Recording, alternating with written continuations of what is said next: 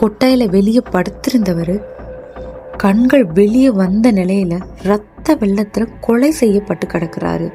அதுவும் கொடூரமான முறையில. அவங்க ஊர் மக்கள் எல்லாம் அந்த வீட்டோட கதவை தட்டி எல்லாத்தையும் எழுப்பி விடுறாங்க. எல்லாரும் பார்க்குறாங்க. பார்த்த எல்லாருக்கும் அதிர்ச்சி. அவங்க அம்மா, பையன், மருமகை எல்லாமே கண்ணீர் விட்டு கதறி அழுகுறாங்க. ஊர் மக்களும் போலீஸுக்கு தகவல் கொடுக்குறாங்க. இப்படி யார் பண்ணியிருப்பா? அந்த அளவுக்கு பண்ணுற அளவுக்கு இந்த ஊரில் யாருமே அவருக்கு எதிரி கிடையாது.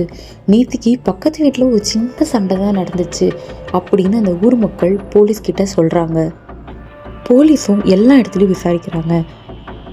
ரொம்ப நேரம் விசாரித்ததுக்கப்புறமும் போலீஸ்க்கு ஒரு க்ளூ கூட கிடைக்கல. பக்கத்து வீட்டுக்காரங்களையும் விசாரித்தப்போ அவருக்கு ஒரு மாற்றமும் தெரியலை. என்ன பண்ணுறதுன்னு தெரியாமல் கொலை செய்யப்பட்ட வெப்பன் எங்கேயாச்சும் கிடைக்குமான்றதை தேடி மூப்பநாய் விட்டு தேடுறாங்க. அங்கே அவங்களுக்கு இன்னொரு அதிர்ச்சி காத்துக்கிட்டு இருந்தது. மூப்பநாய் விட்டு தேடும்போது ஊருக்கு வெளியே ஒரு கோவிலுக்கு பின்னாடி கடந்த வித்தியாசமான சாதாரணமான ஒரு வெப்பன் அவங்களுக்கு கிடைக்கிது.